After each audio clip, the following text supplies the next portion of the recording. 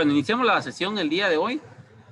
Vamos a iniciar con la realización de un test llamado test de estilo de aprendizaje que está pues contemplando los canales B, A, K, o sea, visual, auditivo o kinestésico por sus iniciales.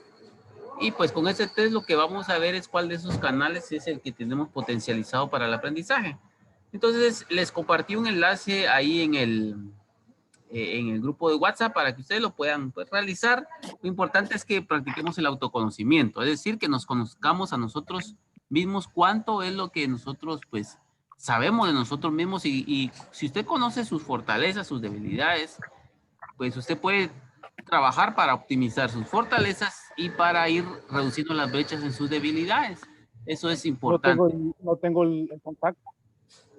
Entonces vamos a iniciar Bueno, en este caso, analizando esta página sencilla. Miren, esto puede ser más complejo o menos complejo, eso depende de la profundidad del test, pero solo para efecto didáctico usted lo puede hacer y si gusta lo puede compartir una captura de pantalla de sus resultados en el grupo de WhatsApp.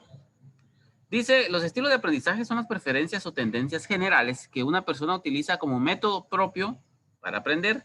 Son estrategias que, de alguna manera, utilizamos cada uno de nosotros para aprender.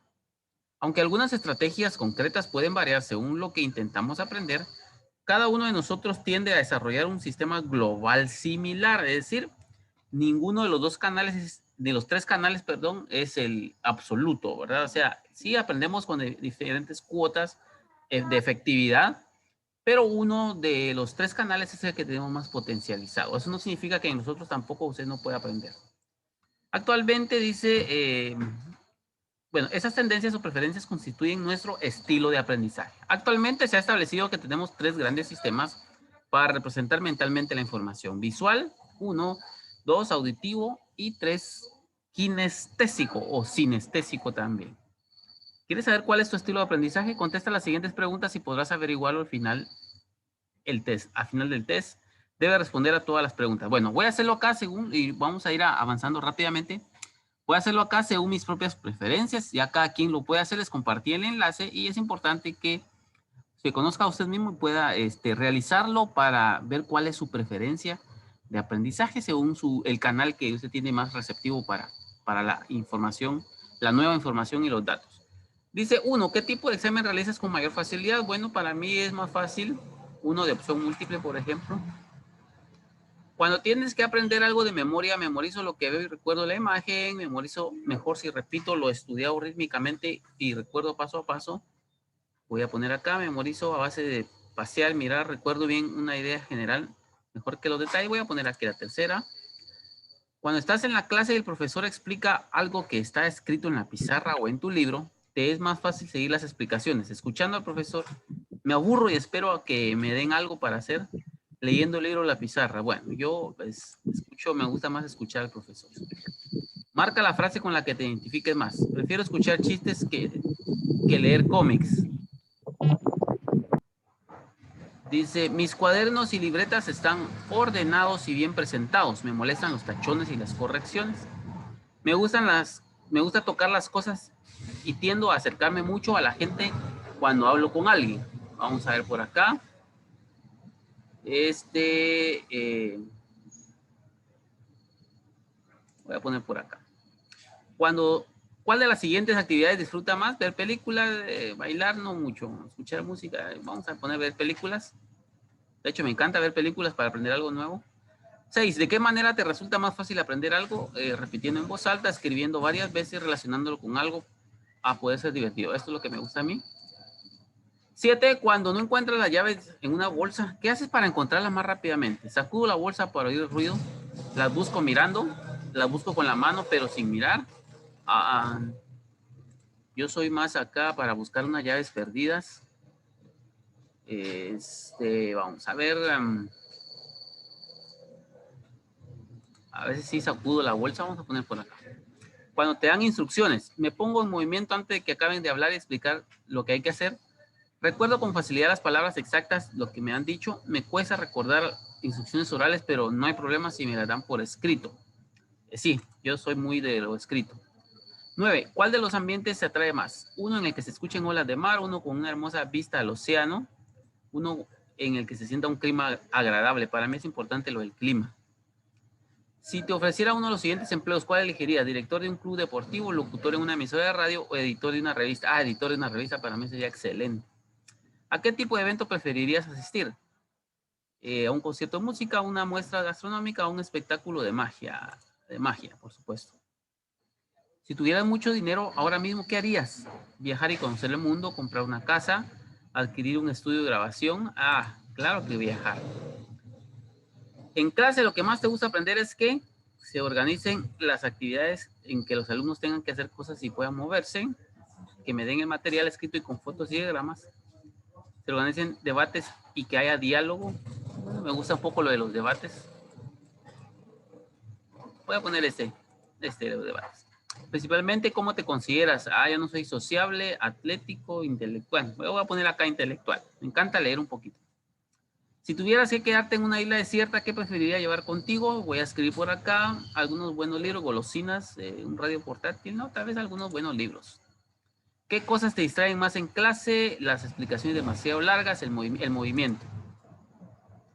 ¿Qué programa de televisión prefieres ver? Noticias sobre el mundo y la actualidad, programa de entretenimiento, aquí, lugares, ya vamos a ir terminando. En mi tarde libre yo prefiero ir a un concierto. ¿De qué manera te formas una opinión de otras personas? Por la sinceridad de su voz, por la forma de estrecharte la mano, por su aspecto. Voy a poner aquí por la sinceridad de la voz. No, en realidad es por la forma en cómo estrechan la mano también. ¿Cómo prefieres pasar el tiempo con tu mejor amigo o amiga? Viendo algo juntos, conversando, paseando, haciendo deporte. Esta me parece buena opción. Paseando. Bueno, ¿cómo definirías su forma de vestir? Con gusto, con discreta, pero correcta. Vamos a poner discreta. Yo soy muy poco selectivo para eso. Si pudieras elegir ¿qué preferirías ser? Un gran músico, un médico, un gran pintor. Me gustaría ser un músico, por supuesto. ¿Qué es lo que más te gusta de una habitación? Que sea confortable, silenciosa, limpia y ordenada. Limpia y ordenada. ¿Qué es lo que más te gusta? ¿Qué es lo que más te gusta de viajar? Conocer lugares nuevos, conocer personas y hacer nuevos amigos. Aprender sobre otras costumbres, lugares nuevos, por supuesto. Aquí puntuamos el test y vamos a esperar resultados. Vamos a ver, que siga. Ahí estamos. Entonces aquí tenemos algún resultado. Dice, tu estilo predominante se marca con una estrella. En la parte inferior de la página encontrarás las características. Aquí están los 3 canales. Y dice que para mí tengo un 37% visual y un 37.5% kinestésico. Auditivo 25%. Por eso me duermo con los audiolibros. Me gusta más leer un poquito más. Bueno, entonces, y aquí tenemos una breve explicación que podemos interpretar qué es lo visual, qué es lo auditivo, qué es lo sinestésico o kinestésico, también se pronuncia de esa forma, y cómo esto pues influye en la forma que aprendemos. Bueno, entonces ya les dejé ahí el enlace para que ustedes puedan practicar. Háganlo con mucha cautela, piensen bien qué es lo que les gusta a ustedes y entonces con base en eso elijan el material que mejor les parezca. Si es visual, un video, un libro, un folleto. Si es kinestésico, haga más práctica, ¿verdad? Repase, haga apuntes, haga resúmenes, señale con diferentes colores las ideas primarias, secundarias. Y si es auditivo, pues audiolibros, audios, podcasts, platique con personas que tengan mucho conocimiento, haga llamadas telefónicas, ¿verdad? Muy bien, ya nos compartió ahí el licenciado Elvis su resultado. Él está muy pareado, es decir, los 3 canales los tiene pues bastante abiertos, un 37.5 para visual, 33.3 para auditivo y kinestésico tiene 29.17. Muy bien.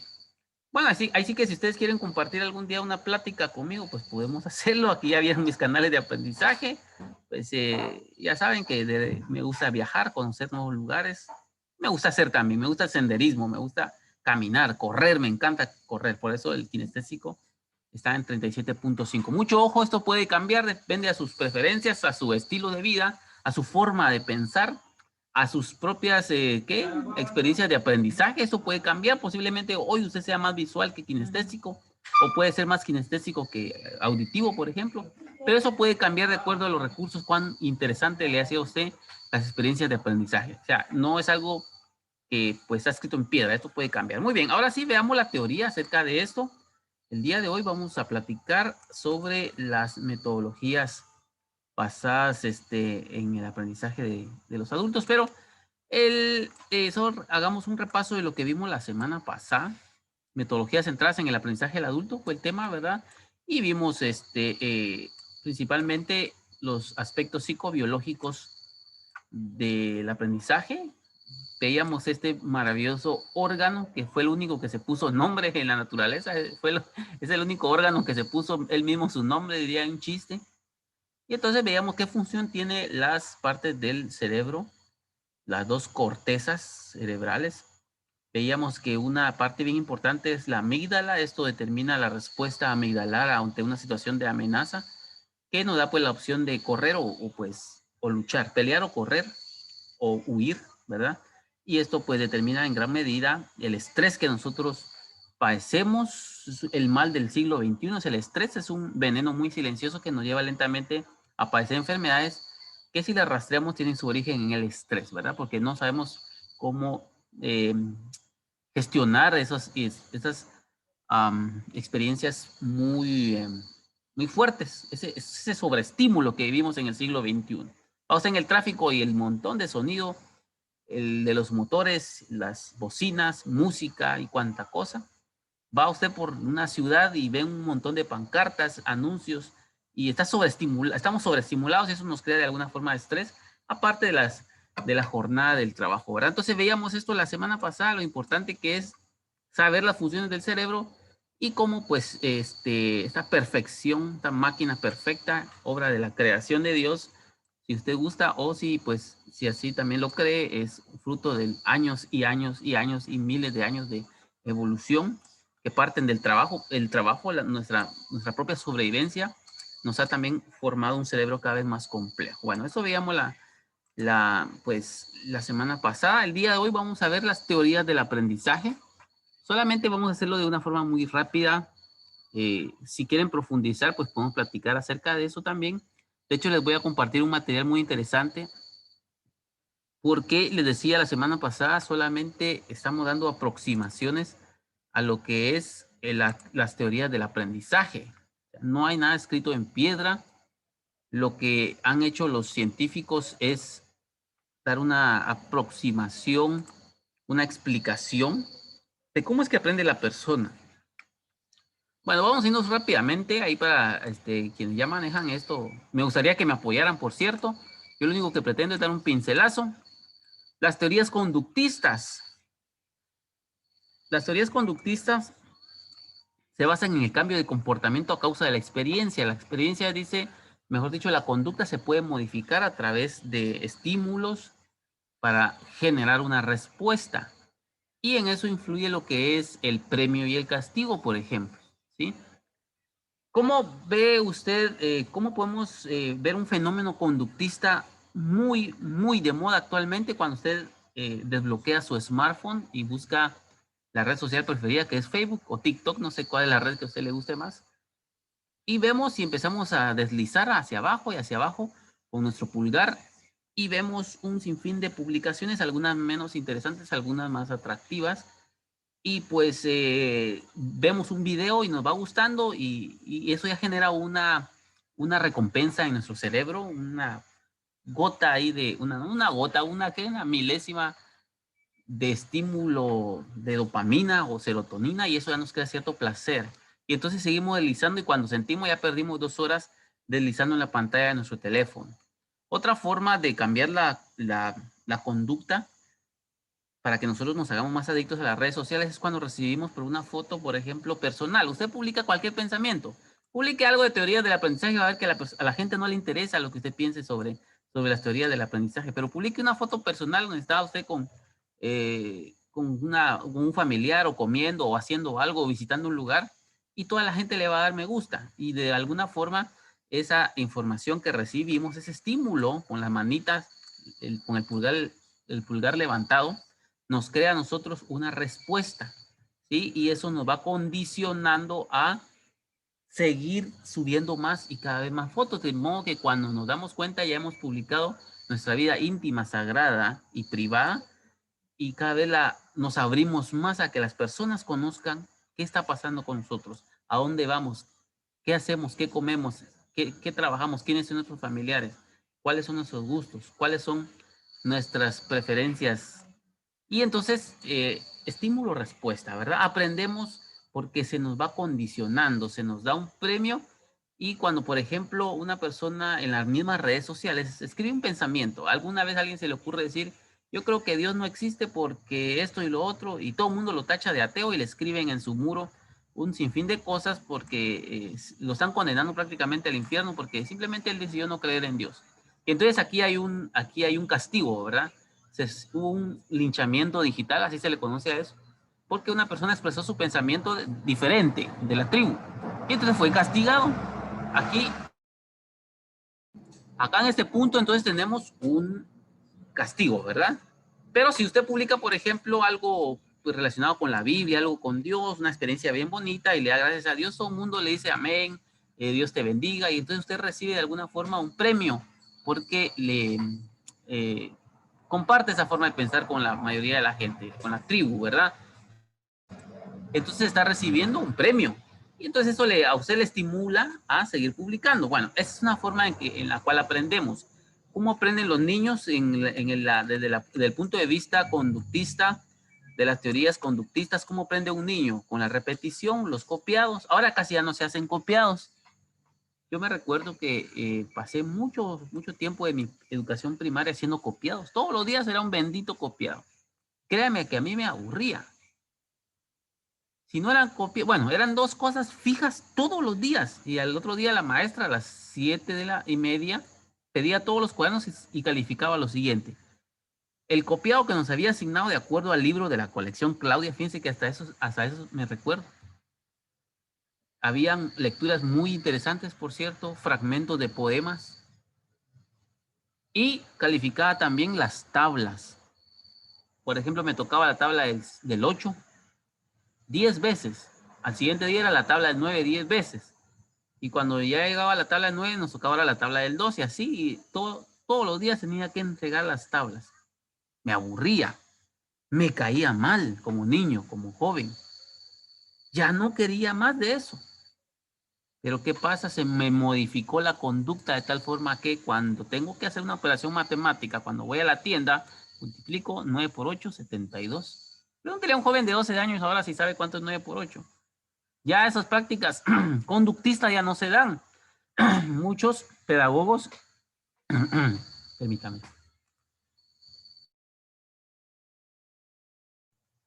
muchos pedagogos han caído en la crítica hacia el conductismo y lo han de alguna forma, lo han satanizado diciendo que ya ahora la corriente cognitivista es la que está tomando mayor énfasis, pero créame que el conductismo y la repetición son buenos, porque aprendemos también repitiendo. Dígame, ¿de qué otra forma usted va a aprender las tablas? ¿O un joven va a aprender las tablas? Por supuesto, con base en la repetición. Y si hay premio, mejor si hay premio, ¿verdad usted? Pero bueno, tampoco es el caso. Un ejemplo claro en el sistema educativo que yo pienso que sí ya debería ir dejándose de lado es el premio y la recompensa a las personas que sacan un mayor puntaje. Promedio de 90, promedio de 95, cuadro de honor, dice. Dígame cómo se sienten los niños cuando no entran a ese famoso cuadro de honor. Se sienten muy decepcionados y piensan que están haciendo algo mal. Y ahí tenemos una motivación, pero una motivación negativa. Entonces empiezan a quedar las tareas rezagadas, ya no hay interés por aprender. Porque ese famoso cuadro de honor benefició a uno, los hizo sentir en las nubes, pero a otros sí los hizo sentir por los suelos. Y entonces son prácticas que ya deberían estar siendo pues enterradas definitivamente, que no ayudan en mucho a la formación de los estudiantes. Bueno, Iván Pablo empezó a experimentar ahí con un perrito y él se da cuenta que cada vez que, empezó a modificarle la conducta al perro. Esto ustedes ya lo leyeron, o si no lo han leído, Veamos esto. Un perro tenía hambre. Iván Pavlov, siempre que ese perro tenía hambre, se acercaba con un triángulo, con una campanita, y lo hacía sonar, inmediatamente le daba comida. Parece que tengo una conexión inestable de internet, me disculpan, en todo caso estoy grabando la sesión.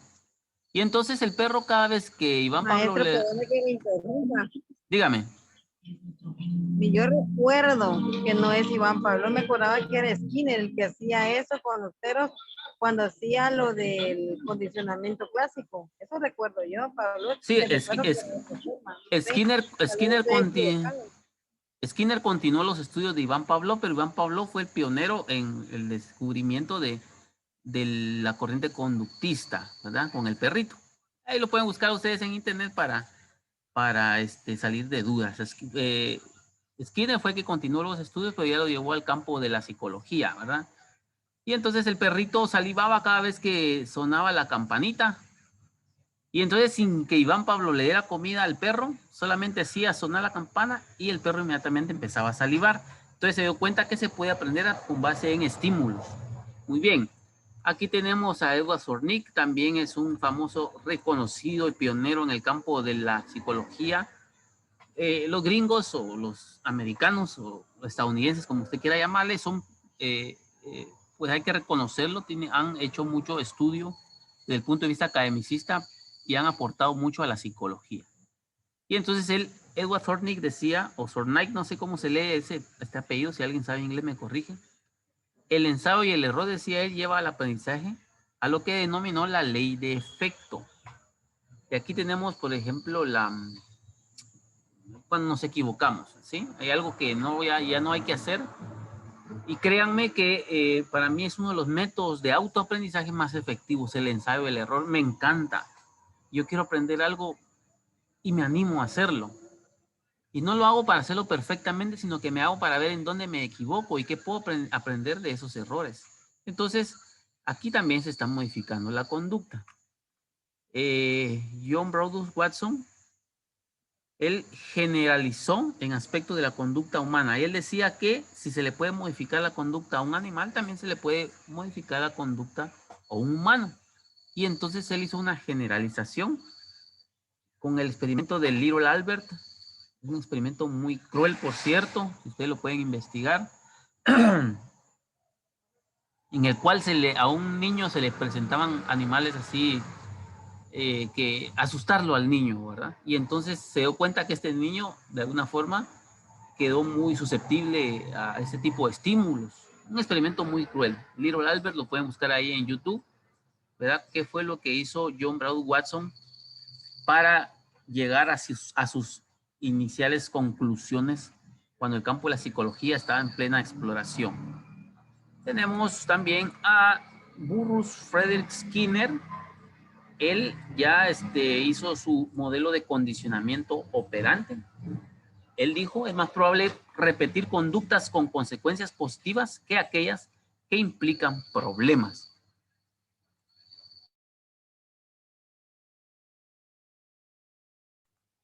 De modo que este fue el aporte de Frederick Skinner a lo que se llamó el condicionamiento operante. El clásico es el de Pavlov, el condicionamiento clásico, la relación estímulo-respuesta.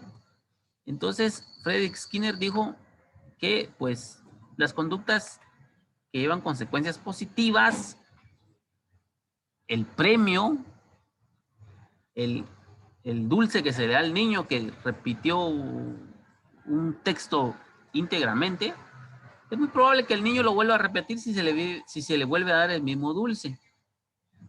Lo que yo les decía a ustedes, ¿verdad? Los famosos like que nos dan en redes sociales, que nos permiten o nos impulsan a volver a repetir las mismas conductas, subir fotografías muy parecidas, vestidos nosotros con un buen trajecito, y cada vez que recibimos la manita, el me gusta, la notificación, ya es una descarga ahí de neurotransmisores de placer que nos dan ahí, ¿verdad? Muy bien. Vámonos rápidamente les voy a compartir un documento para que ustedes puedan reforzar en esto.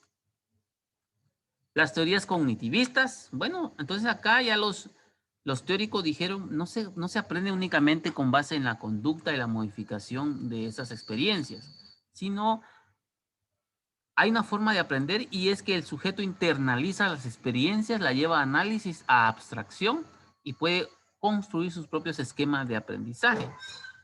Las teorías cognitivistas nos dicen que el conocimiento es una representación simbólica. Hay esquemas mentales.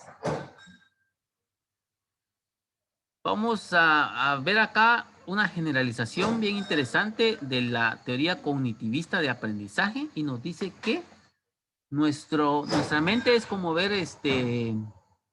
un mueble de una biblioteca que tiene estanterías con libros de diferentes temas. Así, por ejemplo, cuando nosotros somos niños de 2, 3 años, todavía no tenemos recuerdos. ¿Por qué razón? Porque todavía no tenemos esquemas mentales. Por ejemplo, cuando a un niño se le presenta el perro de la casa, un perro boxer, por ejemplo. Para el niño, solamente los perros que son boxers son perros. Pero ¿qué pasaría? ¿Qué pasaría, por ejemplo, que el niño conoce al perro salchicha, por ejemplo? Y le pregunta a la mamá qué animal es. Es un perro, pero el perro que nosotros tenemos es diferente, dice el niño. Ah, bueno, entonces la mamá le explica, es un perro, solo que existe una raza. Ah, bueno, entonces ahí entró la categoría raza, la representación simbólica del niño. Entonces el niño dice, bueno, hay perros y hay diferentes razas. ¿Y qué es una raza? Le pregunta a la mamá. Una raza son las características distintivas de un perro, las que diferencian a un perro de otro. Por ejemplo, las orejas más largas, el hocico más pronunciado, el color del cabello y la textura del cabello. Y ahí el niño empieza a conocer. Hay una representación simbólica dentro de la mente del niño que va conformando esquemas. Y entonces, a partir de ese momento, el niño ya puede diferenciar de un perro salchicha de un perro boxer, por ejemplo. Y entonces él ya tiene esa estantería ahí afirmada. ¿Qué va a pasar entonces de ahora en adelante? El niño ya puede tener recuerdos basados en los tipos o las razas de los perros. Entonces, eso es un dato muy, muy interesante que nosotros podemos tomar en cuenta para analizar lo que es, voy a apagar mi cámara un momento, lo que es la forma de aprendizaje desde la teoría cognitivista, la representación de esquemas. Eso lo dijo Jean William Fritz Piaget, el pedagogo y psicopedagogo por excelencia, padre de la teoría cognitivista. Él habló de su aprendizaje intrapsicológico, la adaptación por asimilación y acomodación en circularidad, la realimentación, lo que yo les decía. Cuando ya el niño conoce qué es un perro y qué razas de perro existen, entonces él ya tiene ese esquema habilitado para que de ahí en adelante todo lo que tenga que ver con uno u otro perro ya entre como un recuerdo.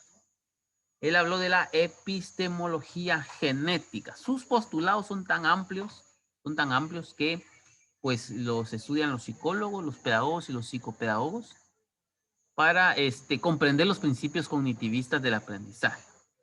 Estos son temas aparte, yo podríamos hablar de cada uno de estos aspectos toda la noche y pasamos aquí teorizando, pero este curso no busca Perdone, profundizar. yo no sé, hay límite de tiempo en Zoom, que aquí nos salió que ya se va a terminar el tiempo. No, ahorita no hay límite, yo ya me cercioré de que le salió límite ahorita. A mí, Sí, okay.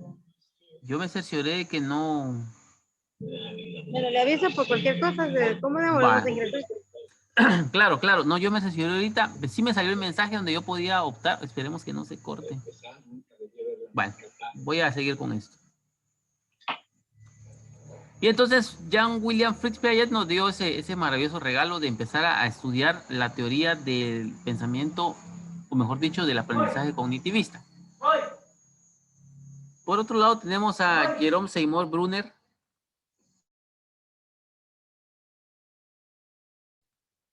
Por otro lado tenemos a Jerome Seymour Brunner. Él habla del aprendizaje por descubrimiento, la caracterización de nuevos conceptos. Jerome Seymour Brunner, su teoría es muy reciente, por cierto, y él habla mucho de que se aprende jugando. Formular nuevos conceptos ayuda en mucho al aprendizaje, a la conformación de nuevos esquemas. Habló de 3 fases o momentos interesantes en el aprendizaje. Él dice, primero hay una acción, luego hay una asociación y eso tiene que ver con los esquemas previos, ¿sí? Y luego hay una construcción. Repito, la acción del aprendizaje. Si esa acción no significa nada para el sujeto, no hay asociación, no hay interés y por lo tanto no hay construcción de nuevos aprendizajes. Jerome Seymour Brunner habló de los modelos de representación mental, la abstracción. Por eso que mientras más grande una persona es porque tiene los esquemas más definidos y para estas personas es más fácil aprender de un tema en particular, un tema en el cual sus experiencias se hayan fortalecido. Y uno de los más recientitos, este señor murió más o menos por el año 2008, David Paul Ausubel, habló del aprendizaje significativo por recepción. Habló de incorporación de ideas inclusoras o los también denominados subsunsores. Es a lo que comúnmente se conoce como conocimiento previo. Por eso es importante que con nuestros participantes nosotros sondiemos qué es lo que ellos conocen previamente. Qué qué esquemas mentales tienen previamente y cómo estos esquemas mentales pueden utilizarse para formar nuevos conocimientos. Y con David Paul Ausubel nos vamos a basar al momento de realizar nuestra planificación. Porque hay que saber cómo sondear los conocimientos previos. No es nada más de hacer una pregunta.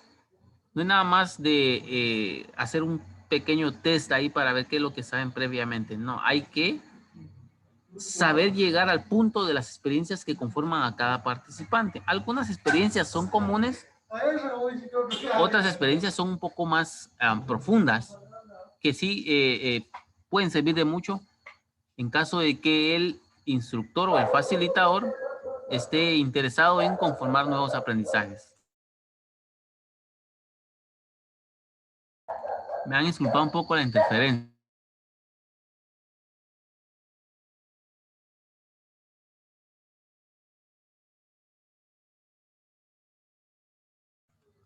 Y por último tenemos la teoría social, la influencia del contexto sociocultural al plano pedagógico. Permítanme.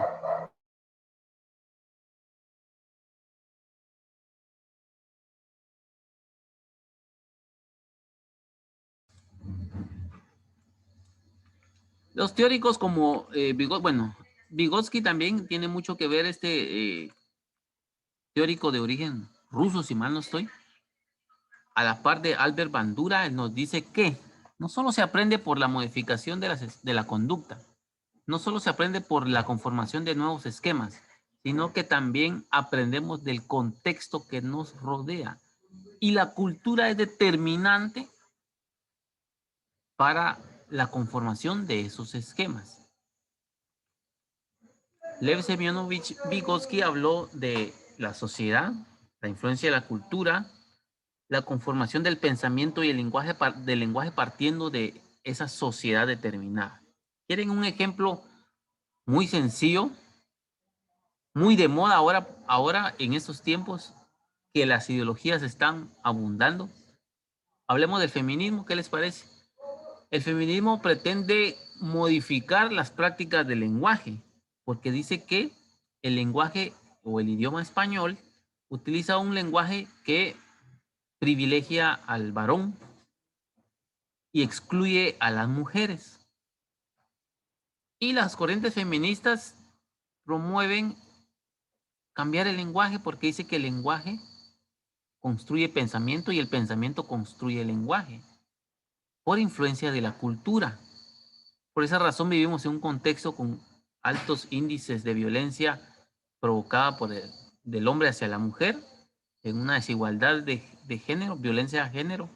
Y entonces el colectivo feminista aboga mucho por esto.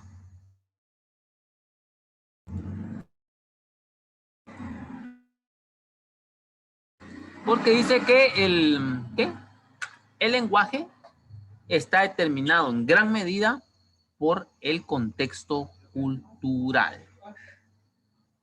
Zona de desarrollo próximo, la inteligencia y la función de la inteligencia con el lenguaje. Esta zona de desarrollo próximo implica las experiencias nuevas que va construyendo el sujeto con base en su cultura, su historial familiar, sus experiencias personales, ya sean gratas o no muy gratas. Las experiencias personales son las que van determinando la forma en que aprende el sujeto. Por eso es importante que apostemos mucho por la niñez, que pues podamos enseñar con amor, podamos enseñar utilizando un método efectivo de acuerdo a ese contexto cultural que, pues, de lo cual hay mucho que desear, ¿verdad? Muy bien. Y vamos ya llegando a lo que es, bueno, aquí estamos con Albert Bandura. Albert Bandura dijo que la sociedad determina conocimientos, determina reglas y determina habilidades, estrategias y actitudes. Albert Bandura dijo que la sociedad posee o actúa como un mero regulador de la conducta. Furstenberg, su teoría de inteligencia de estados o sistema de estructuras modificables. Furstenberg dijo que se puede aprender y desaprender. La cognición se puede modificar, dijo Furstenberg, y lo defendió en su teoría. ¿Por qué? Basándonos en el estructuralismo, en el cual la mente es una estantería de recuerdos, de esquemas, podemos modificar esa estructura. Eso fue lo que nos dijo Reuben Furstenberg. Bueno, ¿alguna duda con este pincelazo de las teorías? Porque no es básicamente la intención de este curso profundizar en las teorías del aprendizaje, sino más bien dar una explicación aproximada de cómo, por ejemplo, podemos aprender cambiando nuestras conductas a través de los estímulos y las respuestas. Podemos aprender con la conformación y el perfeccionamiento de los esquemas mentales, o podemos aprender con la influencia de una cultura favorable, de un entorno favorable. Por eso es importante la socialización para los niños, y más importante es la socialización en las actividades de aprendizaje para los adultos, porque la sociedad determina en gran medida la forma en que nosotros aprendemos. En realidad, pues, para ser sincero, la cultura digital y el aprendizaje en línea que estamos viviendo ahorita prácticamente, se ha vuelto muy difícil de asimilar. Quienes tengan más abierto el canal visual y el auditivo, pues enhorabuena. Pero imagínense aquellas personas que son más inclinadas a lo kinestésico. Van a tener mucho problema. O están teniendo mucho problema. Muy bien. Si no hay nada más que puedan opinar ustedes o nos quieran compartir alguna experiencia, vamos a pasar a lo siguiente. Vamos a ver los canales de aprendizaje. Y con esto vamos a ir finalizando por hoy. No se cortó ahí la transmisión. Bueno, Edgar Dale, pedagogo estadounidense, definió lo que él denominó un cono de aprendizaje. ¿Cómo es que nosotros, las personas, aprendemos? ¿Dónde hay más probabilidad de aprender? Y él dijo lo que solemos recordar tras el aprendizaje, por supuesto, sin evidencia científica. Eso va cambiando de acuerdo a la influencia de la cultura y la sociedad. Y por el otro lado dijo lo que somos capaces de hacer tras el aprendizaje, según los resultados de aprendizaje. Y dijo lo siguiente: el 10% en la pasividad, dice, está, por ejemplo, leer. El 10% de lo que leemos es lo que recordamos. El 20% de lo que oímos es lo que recordamos. El 30% de lo que vemos, ya sea en imágenes o vídeos, es lo que recordamos. El 50% de lo que vemos y oímos conjugado es lo que podemos ver a través o recordar a través de exposiciones, demostraciones, etc. Cuando hay actividad, vean qué importante hacer. Y tengo por ahí ya guardadas 2 actividades que les debo a ustedes para que podamos reforzar esos temas. El 70% de lo que decimos y escribimos, vean qué interesante, el 70% de lo que decimos y no solo escribir, sino que decir también, lo que podemos recitar. Por eso es importante las exposiciones. Tampoco abusar, yo conozco algunos catedráticos que el curso lo dan los mismos participantes y todo se basa en exposiciones y hay mínima intervención del facilitador. Entonces no se trata de eso tampoco.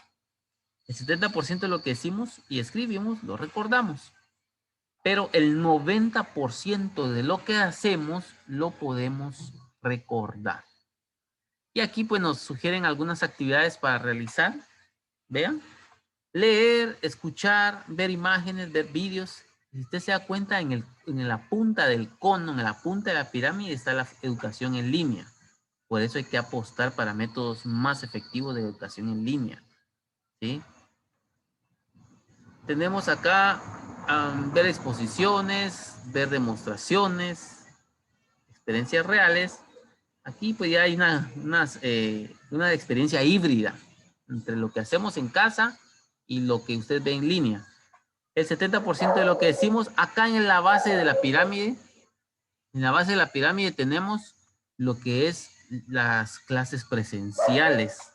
Y en este punto pues quiero manifestar no sé, me complace en anunciarles a ustedes que la mayoría de los docentes están siendo vacunados. Eso me alegra mucho saberlo, porque implica que pronto regresaremos a la presencialidad, si no totalmente, al menos a pautas o a pausas, mejor dicho. Y esperemos que nuestros jóvenes puedan recuperar ese conocimiento que la virtualidad pues difícilmente les pudo otorgar. La cultura digital, créame, en un país como el nuestro, que no estaba acostumbrado, pues resultó algo muy, muy difícil de asimilar. Y esta es la fecha, esta es la hora, este es el momento en que nuestros jóvenes no se han acostumbrado totalmente. Hay muchos vacíos, quedan muchas brechas en el aprendizaje. Nos cuesta a nosotros los adultos, que somos un poco más maduros, que somos más conscientes, que es necesario aprender, es necesario tomar cursos. Imagínense un joven. Permítame. Imagínense un joven, un niño que no tenía esta cultura.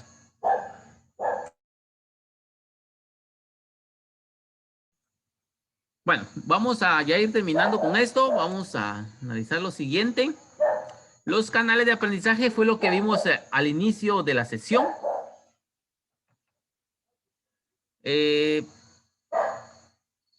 Conjunto de estrategias, métodos y tendencias concretas que se utilizan para favorecer el aprendizaje.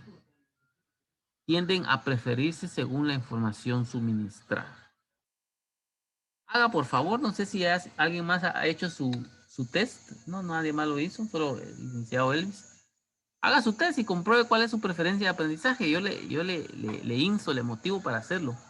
Vieran qué interesante es la forma en que nosotros o cada uno de nosotros aprende. Entonces, los canales de aprendizaje no solamente los vamos a saber diferenciar para ver cómo aprendemos nosotros. No, más que eso. Ustedes como capacitadores, docentes, facilitadores, deben conocer los canales de aprendizaje de sus participantes, a quienes se les está instruyendo. Un claro ejemplo así bien neto ahorita es, por ejemplo, que yo estoy utilizando el canal del aprendizaje visual y auditivo. Posiblemente haya chocado con aquellas personas que se les facilita aprender haciendo. Y entonces están sentados ya sea frente a la pantalla de su teléfono. Dejaron su computadora por ahí encendida y la computadora solita está gastándose los datos de los cuales usted no está aprendiendo mayor cosa. ¿Qué está pasando ahorita? Cada quien sabrá. Pero este es uno de los aprietos en los que estamos metidos últimamente. Y tenemos que lidiar con esto. Y tenemos que aprender a hacer formación, a hacer educación. Imagínense ustedes el tamaño del compromiso. Tenemos que hacer educación utilizando estos recursos. ¿Cuándo regresaremos nosotros a la presencialidad completamente? Eso no lo sabemos. Porque este curso lo tendría que estar dando yo en un lugar específico, con un medio audiovisual, paseándome entre los pasillos, saludándolos a cada uno de ustedes, bromeando, verlos a los ojos. Pero ahora imagínense, yo estoy frente a la computadora hablando. Es muy probable que usted haya perdido la atención. La atención hay que secuestrarla, nos dicen los expertos. Y por este medio es un poco difícil, pero tenemos que aprender a hacerlo. Eso tiene que ver con el carisma y la vocación que nosotros como instructores tenemos. Tiene que ver con la experiencia, el conocimiento, la impresión que damos frente a nuestros participantes. Muy bien, avanzamos y ya con esto vamos a ir terminando el canal visual, auditivo y kinestésico. BAK. Voy a dejar esto para la próxima semana, solo voy a dar un adelanto. Cuando tenemos un estilo de aprendizaje, por ejemplo, visual, se puede reflejar en estas actividades. Hablemos del estilo de aprendizaje visual. Respecto a su conducta, es una persona organizada, ordenada, observadora, tranquila. Una persona preocupada por su aspecto, tiene una voz aguda, una barbilla levantada. Se le ven las emociones en la cara. Una persona visual se preocupa mucho por el aspecto que pueda dar frente a los demás, cómo se proyecta hacia el exterior. Una persona visual aprende lo que ve, necesita una visión detallada y saber a dónde va. Le cuesta recordar lo que oye. Por esa razón, una persona que tiene el canal visual aumentado, sensible, le tenemos que diseñar material bien bonito, bien llamativo, organizar la información en esquemas, enseñarle los conceptos de una forma muy visual, utilizando los colores, las formas, la posición en el espacio de los objetos. Una persona visual respecto a la lectura le gustan las descripciones. A veces se queda con la mirada perdida imaginándose la escena.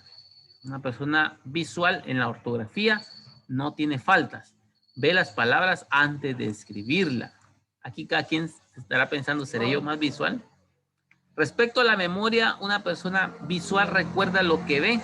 Por ejemplo, las caras, pero no los nombres. Este soy yo. 37.5 por el momento de lo visual que tengo. Permite recordar a las personas por su rostro, más no por los nombres. A mí me cuesta recordar nombres.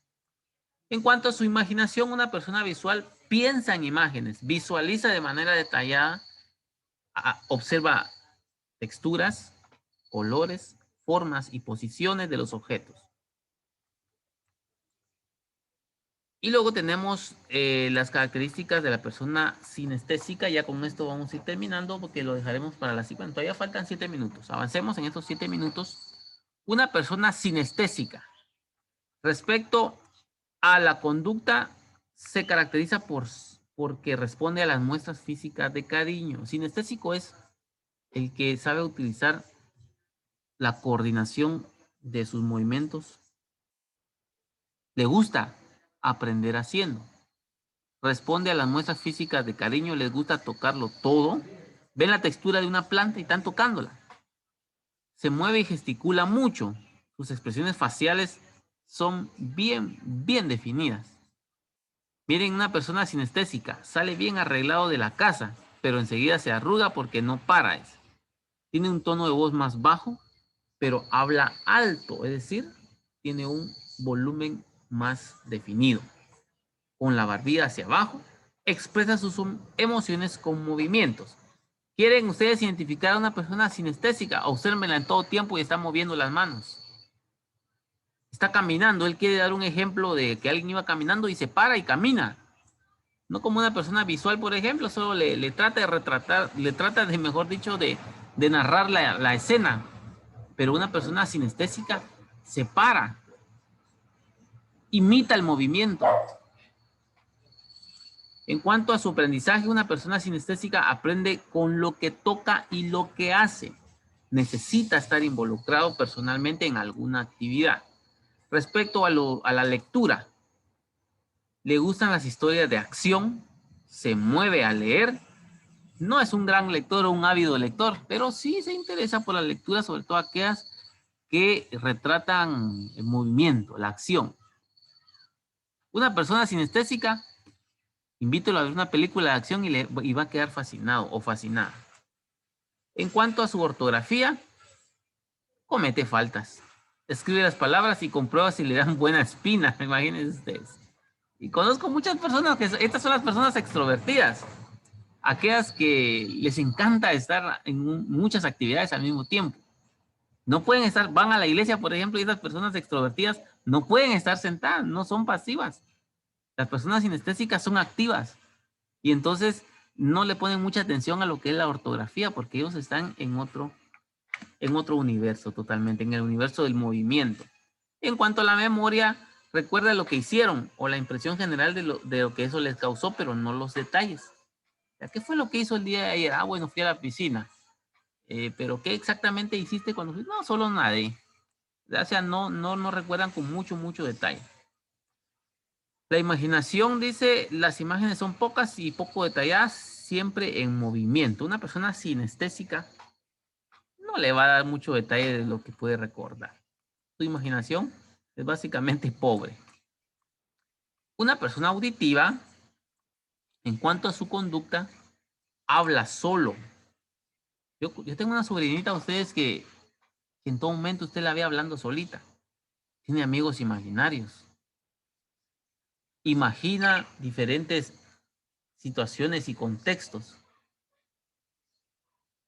Una persona auditiva mueve los labios al leer. Hay personas que ustedes no pueden leer sin hablar en voz alta. ¿Han conocido ustedes este tipo de personas? Yo sí. Están leyendo y están hablando en voz alta. No le preocupa especialmente su aspecto. Una persona auditiva, pues, no importa si se deja crecer la barba o está despeinado o despeinada. Monopoliza la conversación. Vean, como es auditivo, le gusta hablar. Por eso está monopolizada la conversación. Le gusta decir todo lo que piensa. Le gusta la música. Modula el tono y el timbre de voz. Expresa sus emociones verbalmente. Si se siente triste, se lo va a decir. Si se siente preocupado o preocupada, se lo va a decir. En cuanto a su aprendizaje, todo lo que oye. La repetición es efectiva para ese tipo de personas. Si se olvida de un solo paso, se pierde. No tiene una visión global, sinóptica, general. Es necesario que repita paso por paso, paso por paso. Le gustan los diálogos y las obras de teatro. Evita las descripciones largas y no se fija mucho en las ilustraciones. Recuérdense que las ilustraciones es para las personas visuales. Las palabras, dice, comete muchas faltas respecto a la ortografía y las escribe según el sonido, ¿sí? Analiza rápido cómo suenan las palabras y así mismo va escribiendo. Recuerda lo que oye, por ejemplo, los nombres, pero no las caras. Vean qué diferente a una visual, por ejemplo. Recuerda a las personas, pero no los nombres. En cambio, el auditivo recuerda los nombres, pero no las caras.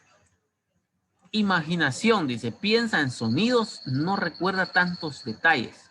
Mejor si son sonidos musicales de un instrumento.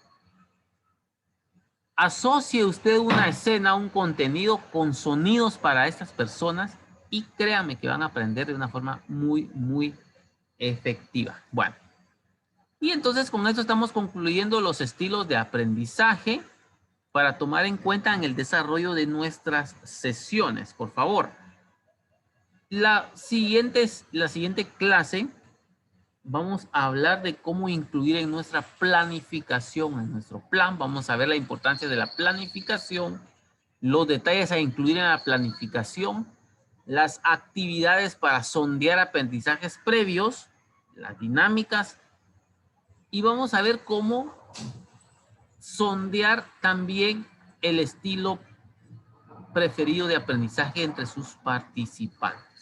El día de hoy, por ejemplo, yo les lancé ese test. Yo espero que en algún momento ustedes compartan alguna captura ahí de lo que los resultados que les dio el test, y que pues a mí me pueda servir sobre todo para afinar más mis presentaciones. ¿Habrá algo que nos quieran compartir? Elvi, licenciada Lucrecia, Cindy, algo que nos quieran compartir acerca o qué experiencias han tenido ustedes con sus participantes sobre los canales de aprendizaje. ¿Cómo estos se les ha...? Maestro, yo estuve trabajando un tiempo en Fundasuco como técnico de clase de un programa que se llama Mejores Familias. Ajá. Entonces, automáticamente yo trabajaba únicamente con adultos, ¿verdad? Sí. Y de hecho, ellos no escribían nada más que solo era el aprendizaje expositivo y práctico, únicamente, porque no se les podía dar, y todo con base a imágenes. Y como decía usted, el aprendizaje con ellos prácticamente era kinestésico. ¿Ah? Muy bien. Eso. Ya. Ahora la pregunta es, ¿será que los adultos están... Ven, fíjense la pregunta que le voy a hacer. ¿Será que los adultos están más dados al aprender haciendo, es decir, son más sinestésicos? ¿O habrá adultos que todavía los emociona a usted dibujándoles una figura ahí con colores llamativos? ¿Qué piensan ustedes? ¿Qué me quiere ayudar o quién me quiere apoyar en esto? Va a depender en la forma en la que va a ser la forma de aprendizaje que cada individuo tenga, porque así como es en la niñez, pues en la adultez también. Claro, claro. Vean, pues algo muy, muy marcado es que los niños son muy visuales. Es como que casi una generalidad de ustedes. Porque recuerden que los niños están explorando el ambiente. Este tema no es pedagogía, es andragogía. Pero, pues, solo para que hagamos esta distinción clara. Ajá, es una comparación. Correcto, los niños son muy visuales. Un niño está llorando y póngase usted a dibujarle, y si el niño se va a calmar, va a imaginar, va a hacer mucha abstracción. Pero un adulto es más fácil que aprenda haciendo. Buenas noches, licenciada Lucrecia. No sé si nos quiere compartir algo. Sí, buenas noches. Buenas noches, Ligna.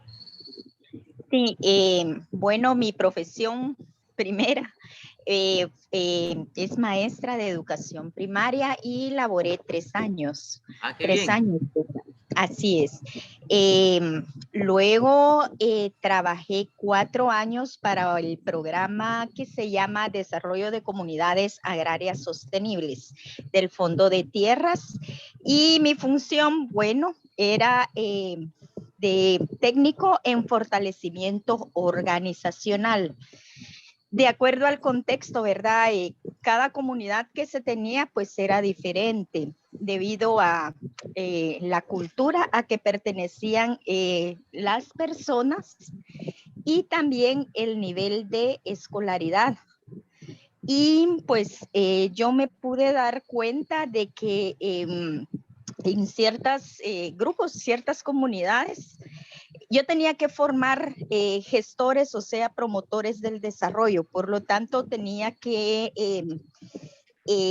capacitar sobre temas de desarrollo personal con enfoque de género y pertinencia cultural, y también temas de desarrollo comunitario. Pero no podía llevar yo que le dijera esos grandes rotafolios o papelógrafos con conceptos, porque ellos, bueno, no saben leer ni escribir. Ellos son personas, familias campesinas, resultado de una guerra, ¿verdad?, de 36 años, en la cual migraron. Y pues con los acuerdos de paz, pues ellos regresaron a reclamar lo que les correspondía, y por esa razón surge lo que es ese programa.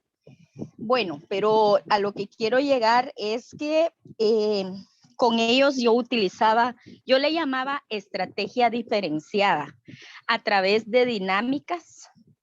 Tenía que tener yo bien en claridad la diferencia entre una metodología, un método, una técnica, un juego y una dinámica. Ya, Muy bien. porque yo tenía que enseñar a ellos a través de juegos, ¿verdad? Que le dijera yo figuras humanas, textos ocultos, pero yo lo que quería transmitir, por ejemplo, eran temas de que le dijera empoderamiento de la mujer, liderazgo, identificación de liderazgos, tipos de liderazgos, la participación comunitaria, cómo era, también trabajo en equipo.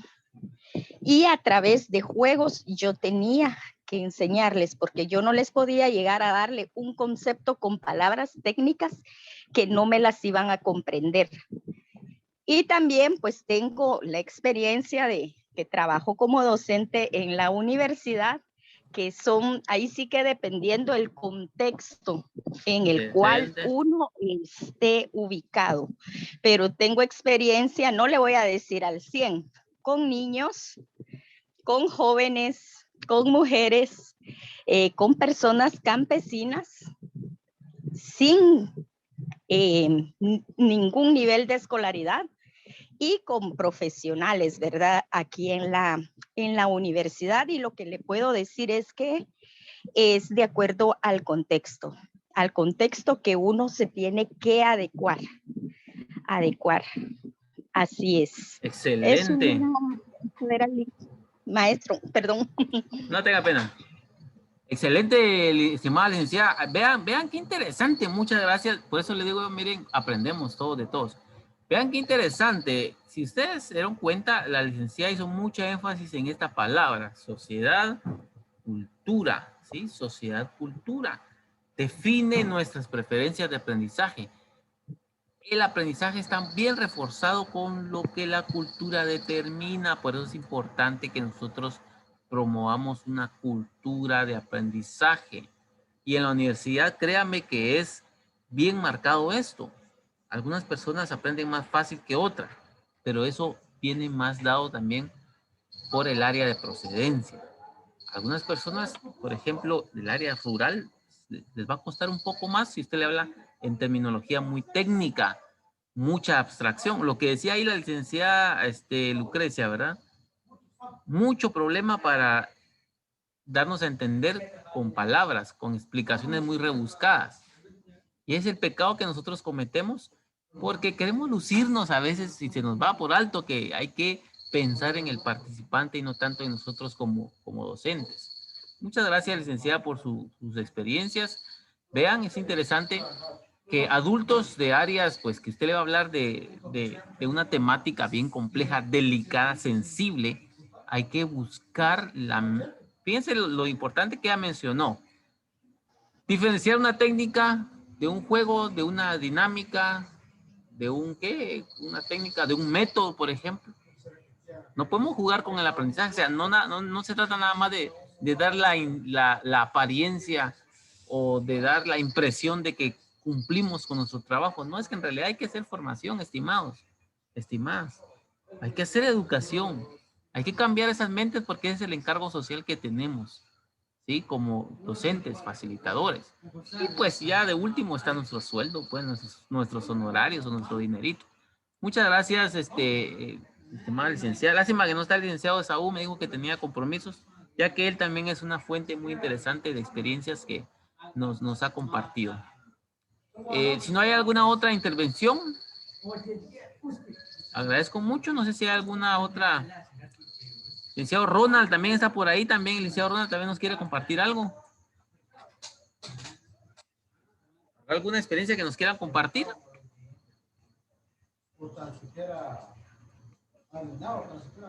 Si no es así, dejamos por acá la sesión.